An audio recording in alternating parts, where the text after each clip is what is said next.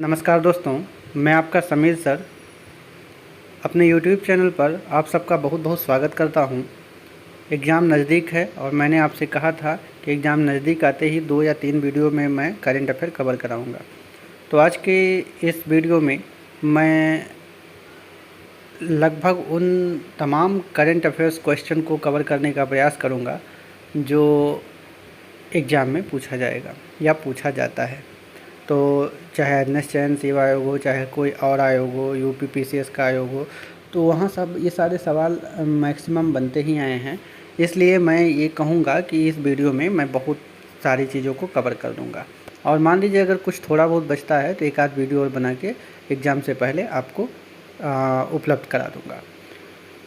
सबसे पहले मैं क्वेश्चन वाइज कुछ क्वेश्चन करूँगा जो बहुत ज़्यादा चर्चा में था जनवरी से लेके अब तक में, तो जाहिर सी बात है उस क्वेश्चन को एग्ज़ाम में पूछा जा सकता है। तो सबसे पहले मैं डायरेक्ट आता हूँ, बात करता हूँ क्वेश्चन पे। बात को घुमाने का कोई मतलब नहीं है, ना तो आपके पास टाइम होगा ना मेरे पास टाइम है। सीधे चलते हैं क्वेश्चन पे। देखिए पहला सवाल है, भारत का पहला कार्बन न्यूट्रल पंचायत क्या बना है? पल्ली गाँव, जम्मू कश्मीर। आप सब जानते हैं कि जम्मू कश्मीर का पल्ली गाँव जो है ये भारत का पहला कार्बन न्यूट्रल पंचायत बना है। क्या बना है? कार्बन न्यूट्रल पंचायत बना है भारत का। कौन सा गांव है? पल्ली गांव। और कहाँ है? जम्मू कश्मीर में है। ठीक है, तो जम्मू कश्मीर अब एक केंद्र शासित प्रदेश है, उससे जुड़ा हुआ कोई भी मामला आपके एग्ज़ाम के लिए बहुत ज़रूरी है। दूसरा सवाल है, भारत का पहला शुद्ध ग्रीन हाइड्रोजन प्लांट कहाँ लगाया गया और किसके द्वारा लगाया गया? तो देखिए भारत का पहला शुद्ध ग्रीन हाइड्रोजन प्लांट जो है ये लगाया गया असम में। कहाँ पे लगाया गया? ये असम में लगाया गया। और किसके द्वारा लगाया गया? ऑयल इंडिया लिमिटेड द्वारा। तीसरा सवाल है, भारत के पहले फारसी समाचार पत्र के 200 साल पूरे हुए, उसका नाम बताइए। तो नाम है मिरातुल अखबार। बहुत इंपॉर्टेंट सवाल है, क्वेश्चन आ सकता है। ये भी आ सकता है कि मिरातुल अखबार का प्रकाशन कौन करते थे, कमेंट बॉक्स में आप बताएंगे। तो भारत के पहले फारसी समाचार पत्र के 200 साल पूरे हुए हैं और इसका नाम क्या है? मिरातुल अखबार। ठीक है, अब देखते हैं चौथा सवाल है, कार्बन न्यूट्रल खेती शुरू करने वाला भारत का पहला राज्य कौन बना है? तो जाहिर सी बात है केरल बना है। भारत का पहला लिथियम आयल बैटरी प्लांट कहाँ लगा है? तो ये गुजरात में लगा है। भारत का पहला लिथियम आयल बैटरी प्लांट कहाँ पे लगा है? गुजरात में। अगला सवाल है, 8000 मीटर से अधिक ऊंचाई की 5 चोटियों को फतह करने वाली पहली भारतीय महिला कौन बनी है? तो ये बनी है प्रियंका मोहिते। बहुत इंपॉर्टेंट सवाल है, एग्जाम में आ सकता है। अगला सवाल है, भारत का पहला विश्व शांति केंद्र किस शहर में स्थापित किया गया है? ये सवाल बहुत ज़्यादा महत्वपूर्ण है, शायद ये सवाल आ भी सकता है और आना चाहिए, 100% आना चाहिए। फिर से सुन लीजिए, विश्व शांति केंद्र बना है कहाँ पे? गुड़गांव में। अब अगला सवाल है, वैक्यूम आधारित सीवरेज सिस्टम अपनाने वाला भारत का पहला राज्य कौन है? तो वैक्यूम आधारित सीवरेज सिस्टम अपनाने वाला भारत का पहला राज्य जो है वो है आगरा। कौन सा है? आगरा। ठीक है, आगरा वैक्यूम आधारित सीवरेज सिस्टम अपनाने वाला भारत का पहला राज्य है। अब आगे देखते हैं, पीएम यानी कि प्रधानमंत्री द्वारा गुजरात में उद्घाटन किए गए भारत के पहले डेयरी कम्युनिटी रेडियो स्टेशन का नाम क्या है? तो देख लीजिए क्वेश्चन बन सकता है, ये है दूधबाड़ी। ठीक है, तो प्रधानमंत्री द्वारा गुजरात में, कहाँ पे? गुजरात में उद्घाटन किया गया है भारत का पहला डेयरी कम्युनिटी रेडियो स्टेशन। ठीक है, अब आगे अगर बात करेंगे भारत की पहली महिला लड़ाकू हेलीकॉप्टर पायलट कौन बनी है? अभिलाषा पाठक। ठीक है, तो भारत की देखिए 2 क्वेश्चन बन सकता है। तो भारत की पहली महिला लड़ाकू हेलीकॉप्टर पायलट कौन बनी है? अभिलाषा पाठक। और एक सवाल ये भी बन सकता है कि सबसे कम उम्र की महिला पायलट कौन है? तो आयशा अजीज़ हैं, उनके बारे में आगे बताएंगे। ठीक है, अब आगे देखते हैं अगला सवाल, किस बाल्टिक देश में भारत की पहली बार दूतावास खोल रखा है? किस बाल्टिक देश में भारत ने पहली बार क्या खोला है? दूतावास। लिथुआनिया। कहाँ पे? लिथुआनिया में। अगला सवाल है, कोविड-19 टीकाकरण को रद्द करने वाला विश्व का पहला देश कौन बना है? तो ये बना है डेनमार्क। कोविड-19 टीकाकरण को रद्द करने वाला दुनिया का पहला देश कौन बना है? डेनमार्क। अगला सवाल है, जंगली जानवरों को कानूनी अधिकार देने वाला विश्व का पहला देश कौन सा है? तो ये इक्वाडोर है। इसने क्या किया है? जंगली जानवरों को कानूनी अधिकार दिया है। अगला सवाल है, बिटकॉइन को आधिकारिक मान्यता देने वाला देश का पहला देश कौन सा है? ये है अल सल्वाडोर। लेकिन पहला नहीं पूछेगा, याद रखिएगा। बिटकॉइन को आधिकारिक मान्यता देने वाला पहला देश तो अल सल्वाडोर है, पूछ सकता है लेकिन बहुत कम संभावना है। अभी आप जुलाई की बात है, जुलाई 2022 की, मध्य अफ्रीकी गणराज्य ने भी आधिकारिक दर्जा दे दिया है बिटकॉइन को। तो मध्य अफ्रीकी गणराज्य को पूछा जा सकता है बिटकॉइन को आधिकारिक दर्जा देने वाला दूसरा कौन सा देश है? तो ये है मध्य अफ्रीकी गणराज्य। पहला कौन है? El Salvador. अगला सवाल है, अमेरिकी सर्वोच्च न्यायालय में सेवा देने वाली पहली अश्वेत महिला कौन है? तो क्वेश्चन इसका आंसर है न्यायाधीश केतन-जी ब्राउन जैक्सन। क्या है? न्यायाधीश केतन-जी ब्राउन जैक्सन। ठीक है, तो अमेरिकी सर्वोच्च न्यायालय में सेवा देने वाली पहली अश्वेत महिला कौन सी हैं? न्यायाधीश जो हैं केतन-जी ब्राउन जैक्सन। क्या नाम है इनका? न्यायाधीश केतन-जी ब्राउन जैक्सन को आप याद रखेंगे क्योंकि बहुत इंपॉर्टेंट सवाल है, इसलिए बार बार दोहरा रहे हैं। अगला सवाल है, दुनिया का सबसे अधिक ध्वनि प्रदूषण वाला शहर कौन सा है? ये है ढाका। क्वेश्चन बन सकता है। और एक सवाल जो अगला बताने जा रहा हूँ, इसको आप सब याद रखिएगा। मैक्सिमम संभावना ये सवाल बन जाए, भारत का पहला अमृत सरोवर कहाँ बना है? तो ये यूपी के कौन से ज़िले में? रामपुर में भारत का पहला अमृत सरोवर बना है। ठीक है, अब हम देखते हैं कुछ और चीज़ों को जो बार बार एग्ज़ाम में पूछ सकता है। अभी लेटेस्ट एग्ज़ाम में देखिए कुछ महोत्सव मनाए गए हैं, जैसे आम महोत्सव। कहाँ मनाया गया है आम महोत्सव? ये लखनऊ में मनाया गया है। आम महोत्सव कहाँ मनाया गया है? लखनऊ में मनाया गया है। इस तरह के अम्बाला महोत्सव कहाँ मनाया गया है? कर्नाटक में मनाया गया है। वहीं जल्लीकट्टू तमिलनाडु में। इसके अलावा अंतर्राष्ट्रीय विज्ञान दिवस पणजी में। इसके अलावा चेरी ब्लॉसम जो है महोत्सव, ये मेघालय में मनाया गया है। और खारची उत्सव त्रिपुरा में मनाया गया है। ठीक है, तो इसमें देख लीजिए कम्बाला आम महोत्सव और जल्लीकट्टू के साथ अंतर्राष्ट्रीय विज्ञान महोत्सव, इसको बार बार पूछता है एग्जाम में। ये चार तो आप याद ही कर लेंगे। इसके अलावा बहुत सारा महोत्सव मनाया गया है जिसको पढ़ने के कोई काम नहीं है, क्योंकि बार बार सवाल बनेगा नहीं, मतलब क्या है। अब देखते हैं, हाल ही में कुछ दिवस शुरू किए गए हैं। हालांकि इस दिवस तो शुरू किया गया है लगभग 20 से 25, लेकिन जो इम्पोर्टेंट थे, जो नए नए शुरू हुए हैं, उसको देख लेते हैं क्योंकि यहाँ से सवाल बन सकता है। तो ये आपके मैंने 6 दिवस निकाल के लाए हैं, शायद एक आध सवाल आ जाए। इसके अलावा दिवस पे बहुत सारा सवाल आता है, जैसे जनसंख्या दिवस, पर्यावरण दिवस, बहुत सारी चीज़ें आती हैं जिसको आप देखेंगे। लेकिन जो नए शुरू हुए हैं उसको हम देख रहे हैं। अंतर्राष्ट्रीय अर्गानिया दिवस कब मनाया जाएगा? 10 मई को। राष्ट्रीय डॉल्फिन दिवस 5 अक्टूबर को मनाया जाएगा। देखिए इस बार पीसीएस में सवाल भी आ गया था कि डॉल्फिन दिवस कब मनाया जाएगा। इसके अलावा मैत्री दिवस, जब बांग्लादेश स्वतंत्र हुआ था 6 दिसंबर को, तो 6 दिसंबर के उपलक्ष्य में मैत्री दिवस मनाया जाएगा। पराक्रम दिवस की बात करें, सुभाष चंद्र बोस से संबंधित हैं पराक्रम दिवस, तो 23 जनवरी को मनाया जाएगा। वहीं भाला फेंक दिवस 7 अगस्त को मनाया जाएगा और वीर बाल दिवस जो है 26 दिसंबर को मनाया जाएगा। ठीक है, अब कुछ और चीज़ों को देखते हैं जो बार बार एग्ज़ाम में पूछता है। अब आइए देखते हैं कुछ तूफ़ान के बारे में। तो देखिए कुछ तूफ़ान है जिसको बार बार पूछता है, अक्सर सवाल आपने देखा होगा कि ये तूफ़ान कहाँ पे आया, ये कहाँ पे आया। तो सबसे पहले हम देखते हैं आसानी। आंध्र प्रदेश और उड़ीसा में आया और इसका नाम जो दिया आसानी, श्रीलंका ने दिया। वहीं जवाद तूफ़ान जो है ये आया आंध्र प्रदेश, उड़ीसा और पश्चिम बंगाल, और इसका नाम दिया सऊदी अरब ने। वहीं शाहीन जो है ये अरब सागर में आया और इसका नाम दिया कतर ने। वहीं गुलाब जो है ये आंध्र प्रदेश और बंगाल की खाड़ी में आया और नाम दिया पाकिस्तान ने। यास की बात करें तो ये उड़ीसा पश्चिम बंगाल में आया, यानी कि बंगाल की खाड़ी में, और इसका नाम दिया ओमान ने। तौकते की बात करें तो ये अरब सागर में आया था और इसका नाम दिया था म्यांमार ने।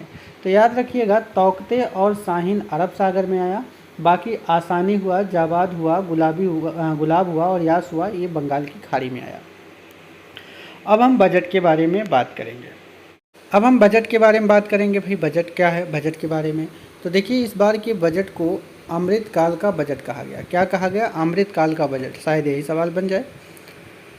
आगे इसमें देखते हैं कुल बजट कितने का था भैया। कुल बजट जो था वो था हमारा 39.45 करोड़ रुपए। या तो पूरी बजट को अगर याद करना चाहते हैं तो 39,44,909 करोड़ रुपए। कितना था? 39,44,909 44,909 करोड़ रुपए पूरे बजट का भार था। ठीक है, तो अगर हम बजट की बात करें तो अमृतकाल का बजट इसको कहेंगे। क्या कहेंगे? अमृतकाल का बजट। और बजट का अगर टोटल अमाउंट देखेंगे तो 39,44,909 करोड़ रुपए रखा गया। अब कुछ सवाल बनता है राजकोषीय घाटा से, राजस्व घाटा से, प्रभावी राजस्व घाटा से और प्राथमिक घाटा से, तो उसको देख लेते हैं। तो अगर हम राजकोषीय घाटा की बात करें तो 2021-22 में जीडीपी का 6.9% रहने का अनुमान है और 2022-23 में 6.4% रहने का अनुमान है। और यहीं से मैक्सिमम बार सवाल बन जाता है, तो राजकोषीय घाटा को नहीं भूलेंगे। जीडीपी का 6.9% 2021-22 में और 2022-23 में कितना 6.4%। वहीं राजस्व घाटा की बात करें तो जीडीपी का 4.7% 2021-22 में और 2022-23 में जीडीपी का 3.8%। वहीं प्रभावी राजस्व घाटा की बात करें तो जीडीपी का 3.7% 2021-22 में और 2022-23 में जीडीपी का 2.6%। अब वहीं प्राथमिक घाटा की बात करें तो जीडीपी का 3.3% 2021-22 में और 2022-23 में 2.8%। फिलहाल इसमें आपको याद रखना है जीडीपी घाटा 2021-22 में कितना है, 6.9% अनुमानित है और 2022-23 में 6.4% अनुमानित है। अब अगर मैं बात करूं, सरकार ने 2025 से 26 तक राजकोषीय घाटा को घटा करके 4.5 करने का लक्ष्य रखा है। कितना का लक्ष्य रखा है? 4.5% लाने का लक्ष्य रखा है 2025-26 में। फिर से सुन लीजिए, 4.5% लाने का लक्ष्य रखा है। ये क्वेश्चन बन सकता है। बोलते समय कभी कभी जबान इधर से उधर हो जाता है। लिखे हुए चीज़ों को एकदम अच्छे से देखिएगा क्योंकि लिखा हुआ एकदम सही है। अब बजट में देखते हैं रुपया आता कहाँ से है। सबसे ज़्यादा रुपया आता है उधार एवं अन्य देयताओं से। कहाँ से? उधार और अन्य देयताओं से। कितना? 35%। रुपया जाता कहाँ है? ब्याज अदायगी में सबसे ज़्यादा है 20%। 2030 तक, कब तक? 2030 तक 280 गीगावाट सौर ऊर्जा का लक्ष्य रखा गया है। कब तक? 2030 तक 280 गीगावाट सौर ऊर्जा का लक्ष्य रखा गया है। वहीं 2030 तक 500 गीगावाट अक्षय ऊर्जा का लक्ष्य रखा गया है इस बजट में। अब अगर बात करें, 4 प्राथमिकताओं पर जोर दिया गया है। कितनी प्राथमिकताएं? 4। पहला है पीएम गति शक्ति। क्या है? पीएम गति शक्ति। दूसरा है निवेश का वित्त पोषण।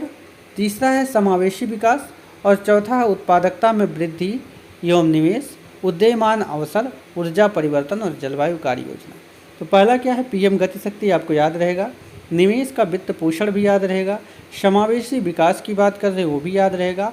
और उत्पादकता में वृद्धि, निवेश की बात कर रहा है, उदीयमान अवसर की बात कर रहा है, ऊर्जा परिवर्तन की बात कर रहा है और जलवायु कार्य योजना की बात कर रहा है। तो ये चौथे में है। और फिर से देख लेते हैं, पीएम गति शक्ति, निवेश का वित्त पोषण, समावेशी विकास और उत्पादकता में वृद्धि एवं निवेश, उदीयमान अवसर, ऊर्जा परिवर्तन और जलवायु कार्य योजना। ये 4 प्राथमिकताओं पर बल दिया गया है। अब पीएम गति शक्ति को प्राप्त करने के लिए 7 इंजन की बात की गई है। कितने इंजन की? 7 इंजन की बात की गई है और सातों ट्रांसपोर्ट से संबंधित होगा। कौन कौन? सड़क, रेलवे, एयरपोर्ट, पत्तन, माल परिवहन, जल मार्ग, लॉजिस्टिक और संरचना। ठीक है, तो रेलवे, सड़क, एयरपोर्ट, पत्तन यानी कि बंदरगाह, माल परिवहन, जल मार्ग, लॉजिस्टिक और संरचना, ये 7 इंजन की बात की गई है। अब 2022-23 में 25,000 किलोमीटर नेशनल हाईवे का निर्माण किया जाएगा। कितना? 25,000 किलोमीटर नेशनल हाईवे का निर्माण किया जाएगा। इसके अलावा एक स्टेशन एक उत्पाद की अवधारणा यानी कि कॉन्सेप्ट लाई जाएगी। और इसके बाद अगर मैं बात करूं तो अगले 3 सालों में, कितने सालों में? 3 सालों में 400 नए वंदे भारत ट्रेन का विकास किया जाएगा। वहीं अगले 3 साल में 100 पीएम गति कार्गो टर्मिनल का विकास किया जाएगा। तो अगले 3 साल में 400 नए वंदे भारत ट्रेन की बात की जाएगी, विकास होगा। और अगले 3 साल में ही 100 पीएम गति शक्ति कार्गो टर्मिनल का विकास होगा। वहीं 2022-23 में 8 रोपवे परियोजना की शुरुआत की जाएगी। कितने? 8।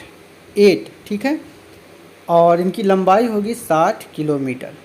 वहीं 2023 को अंतर्राष्ट्रीय मोटा अनाज का वर्ष घोषित किया गया है। क्या किया गया है? अंतर्राष्ट्रीय मोटा अनाज का वर्ष घोषित किया गया है 2023 को।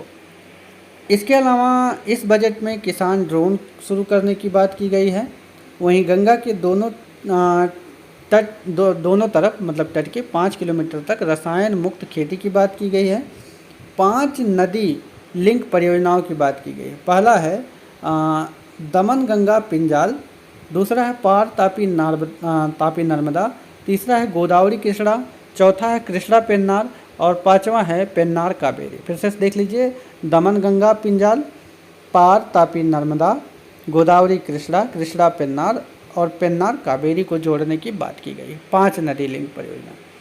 अब अगर मैं बात करूं 2022-23 में सबसे अधिक सब्सिडी किस चीज़ पर दी गई है, तो सबसे अधिक सब्सिडी फूड सब्सिडी, दूसरे नंबर पे फर्टिलाइज़र और तीसरे नंबर पे पेट्रोलियम की बात की गई है। सब्सिडी में सबसे ज़्यादा सब्सिडी फूड सब्सिडी, फिर फर्टिलाइज़र माने उर्वरक, फिर पेट्रोलियम की बात की गई है।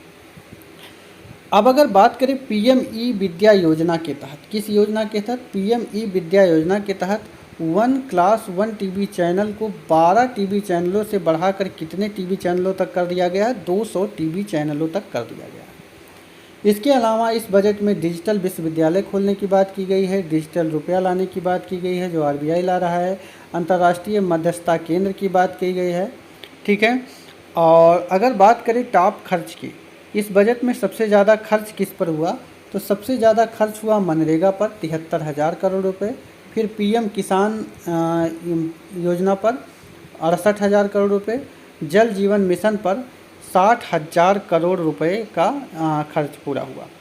भारत में कोविड अभियान की बात करेंगे अब, क्योंकि बजट में जितना था हम उतना बता चुके। तो बजट बहुत इम्पॉर्टेंट चीज़ है और बजट के बाद अब भारत में कोविड अभियान की चीज़ों पर चर्चा करेंगे। ठीक है। अब अगर हम भारत में कोविड अभियान की बात करें तो देखिए, ये कोविड अभियान 16 जनवरी 2021 को आरंभ किया गया। इसका टीकाकरण कब आरंभ किया गया? 16 जनवरी 2021 को, अब से लगभग 1.5 साल पहले। भारत का पहला टीका किसे लगा? मनीष कुमार को लगा। ये कौन है? दिल्ली के सफाई कर्मचारी हैं। मनीष कुमार कौन है? दिल्ली के सफाई कर्मचारी। अब कुछ खास चीज़ है जो लेटेस्ट है। फिलहाल 100 करोड़ टीका का लक्ष्य भारत ने पूरा किया था 21 अक्टूबर 2021 को, लेकिन जो इस बार आ सकता है सवाल कि भारत ने 200 करोड़ टीका का लक्ष्य कब पूरा किया? तो ये देखिए 17 जुलाई 2022 को। कब किया? 17 जुलाई 2022 को। ठीक है। तो 17 जुलाई 2022 बहुत इंपॉर्टेंट डेट है। 200 करोड़ टीका का लक्ष्य पूरा हुआ है। ठीक है। इसके अलावा वैक्सीन मित्र पहल के तहत किसको? भूटान को पहली बार टीका दिया गया था। अब हम कुछ टीके की बात करते हैं और उसे बनाया किस कंपनी ने, ये बात करते हैं, बार बार पूछता है। तो ये 4 चीज़ें मैंने ली हैं जहाँ से एग्ज़ाम में सवाल बनना चाहिए। तो पहला है कोवैक्स। देखिए, कोवैक्स और कोवैक्सीन दो एक तरह से है। कोवैक्सीन पहले मैं बताऊँगा।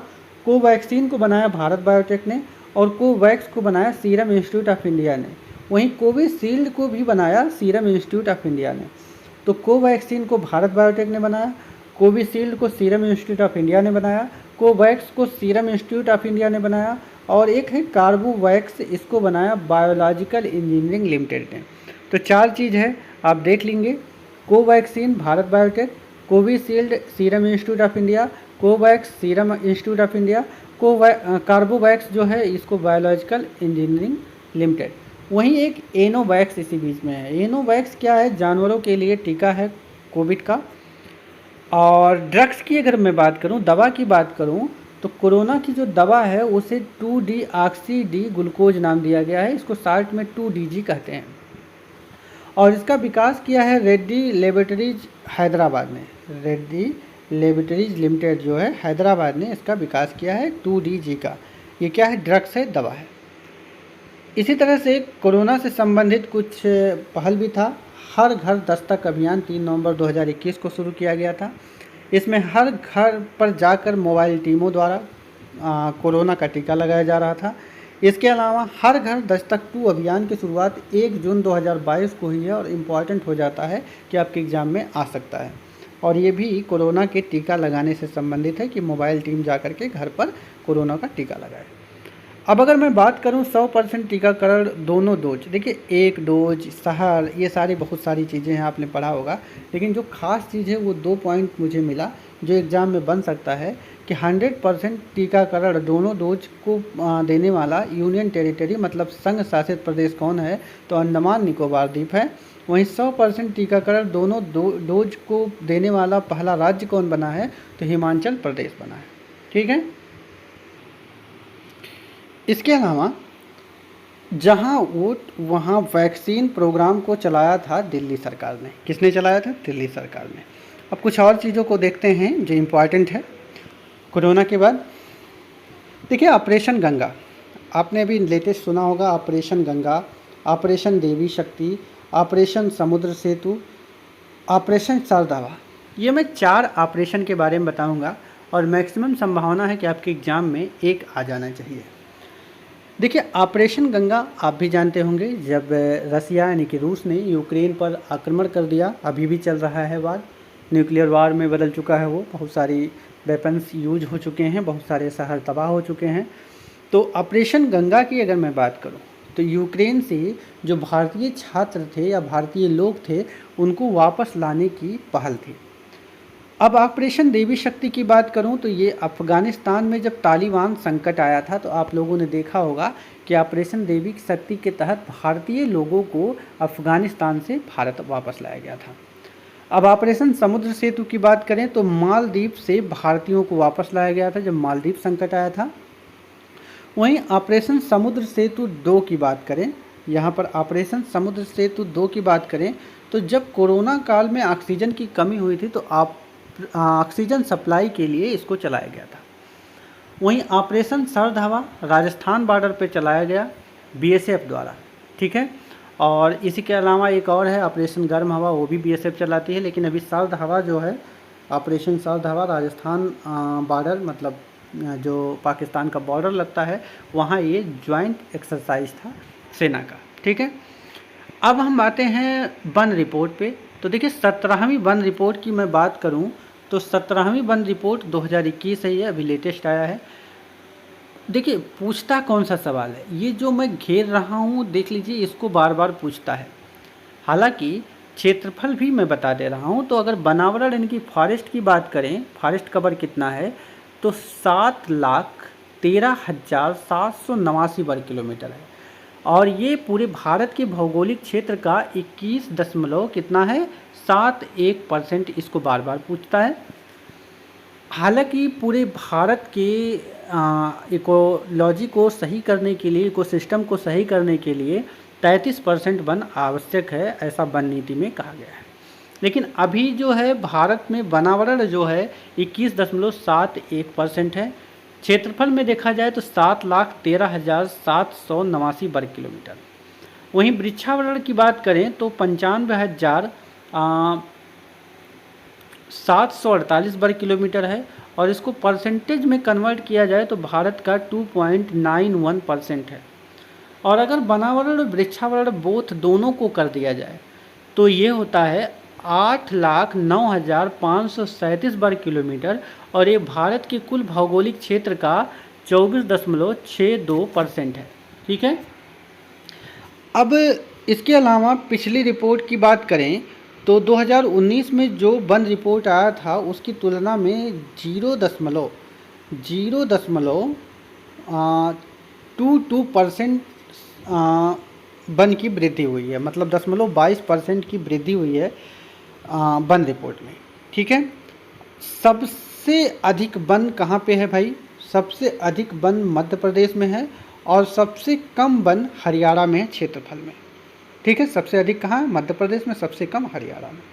सर्वाधिक वनावरण वृद्धि की बात अगर मैं करूं तो सबसे ज़्यादा वृद्धि आंध्र प्रदेश में हुई है और सबसे ज़्यादा नुकसान अरुणाचल प्रदेश में हुई है।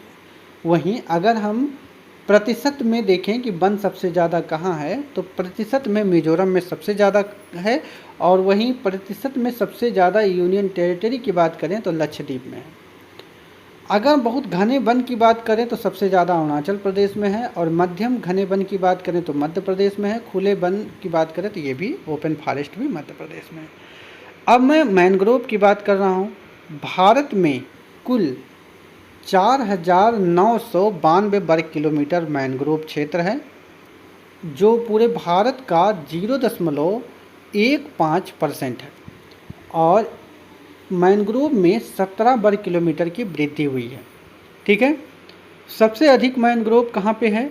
सबसे अधिक मैंग्रोव पश्चिम बंगाल में है, फिर गुजरात में है, फिर अंडमान निकोबार में है, और सबसे ज़्यादा मैंग्रोव की वृद्धि हुई है उड़ीसा में। तो सबसे ज़्यादा मैंग्रोव कहाँ है? पश्चिम बंगाल में। वृद्धि कहाँ हुई है? उड़ीसा में।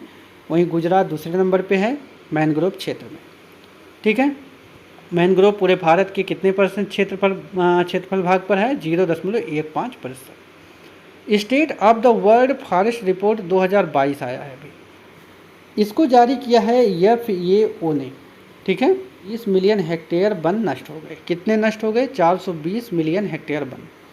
30 वर्षों में लगभग 10.34% वन की कमी है। 1990 से 2020 तक 420 मिलियन हेक्टेयर वन नष्ट हो गए हैं, और 30 वर्षों में 10.34% वन की कमी आई है। तो एक नज़र इसको फिर से देखते हैं। State of the world forest report 2022 जारी किया है FAO ने। 1990 से 2020 के दौरान 420 मिलियन हेक्टेयर वन नष्ट हो चुके हैं। इस 30 वर्षों में 10.34% वन की कमी आई है। अब आके देखते हैं वर्ल्ड एयर क्वालिटी रिपोर्ट 2021। तो देखिए, वर्ल्ड एयर क्वालिटी रिपोर्ट 2021 को जारी किया है IQ एयर ने, जो स्विस संगठन है, मार्च 2022 में। दुनिया के 15 सबसे प्रदूषित शहरों में 10 भारत में है। कहाँ पे हैं? 10 भारत में है। सबसे कम प्रदूषित देश जो है वो है न्यू कैलिडोनिया। सबसे कम प्रदूषित देश कौन सा है? New Caledonia. याद रखिएगा, न्यू कैलिडोनिया सबसे कम प्रदूषित देश है। सबसे प्रदूषित देश जो है वो बांग्लादेश है, और इस मामले में भारत 5वें स्थान पर है। दूसरे पर चाड है, तीसरे पे पाकिस्तान है, और चौथे पर तजाकिस्तान है। तो सबसे प्रदूषित देशों में भारत 5वें स्थान पे है। सबसे ज़्यादा प्रदूषित देश बांग्लादेश है। सबसे प्रदूषित राजधानी की बात करें तो नई दिल्ली है, दूसरे नंबर पे ढाका है, और तीसरे नंबर पे अनजाफिना है, मतलब चाँद की राजधानी। तो फिलहाल हमें क्या जानना है कि सबसे प्रदूषित राजधानी कौन सी है? नई दिल्ली है। दूसरे नंबर पे ढाका है। सबसे प्रदूषित शहर इस रिपोर्ट में भिवाड़ी है, जो राजस्थान में है। दूसरे नंबर पे गाजियाबाद है, जिसको पूछा जा सकता है। हाल ही में शामिल रामसर स्थल के बारे में अब चर्चा करेंगे। आइए देखते हैं। देखिए, 2 ही चीज़ का हम चर्चा करेंगे, ज़्यादा बढ़ाएंगे नहीं, क्योंकि अगर चर्चा करने लगे तो बहुत सारा है, पूरी टॉपिक ही इसे बीत जाएगी।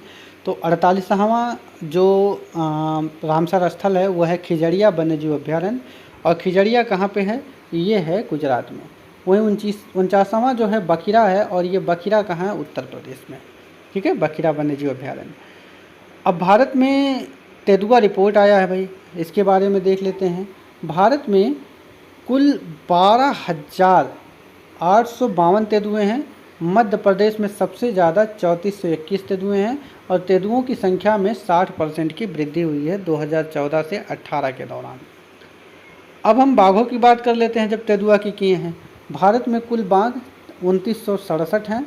2014 से 18 तक 33% की बाघों की वृद्धि हुई है, और मध्य प्रदेश में सबसे अधिक 526 बाघ हैं, वहीं यूपी में 173 बाघ हैं। तो सबसे ज़्यादा बाघ कहाँ है? मध्य प्रदेश में।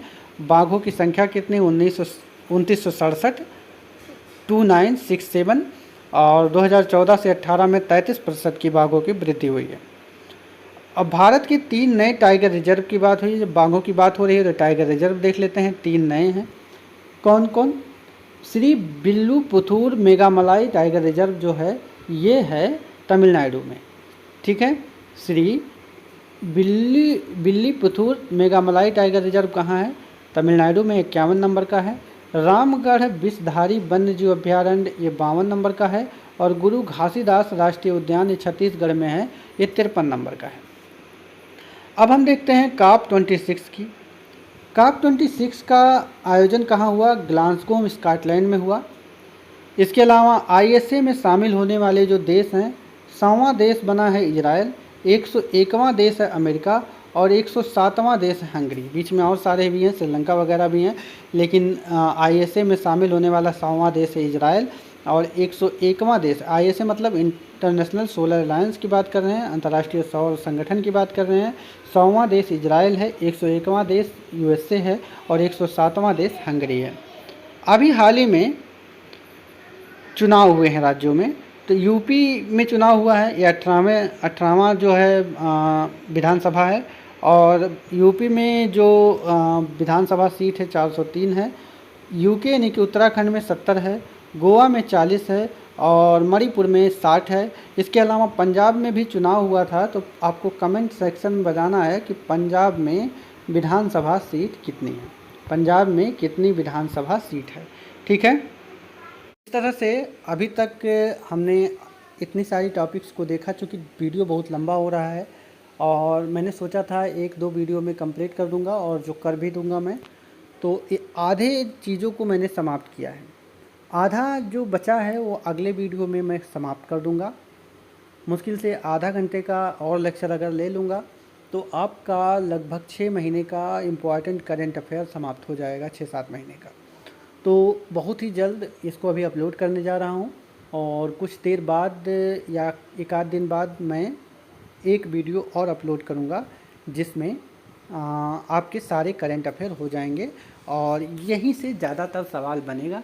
अभी सूचकांक हुआ, पुरस्कार हुआ, कुछ चीज़ें हैं जिसको भी कराना बाकी है, तो अगले वीडियो में वो सारी चीज़ें करा दूँगा। हालांकि कुछ नियुक्तियां वगैरह हैं, तो 1 से 2 वीडियो और लगेगा, मुश्किल से आधा घंटे का या 45 मिनट का टाइम अगर हम और दे देंगे तो कंप्लीट हो जाएगा। तो फिलहाल आज इतना ही, आपसे जल्दी मिलेंगे नए वीडियो में। तब तक के लिए आप सब खुश रहिए, पढ़ते रहिए, बढ़िया नंबर लाइए एग्ज़ाम में, मेरा आपके साथ आशीर्वाद है। नमस्कार।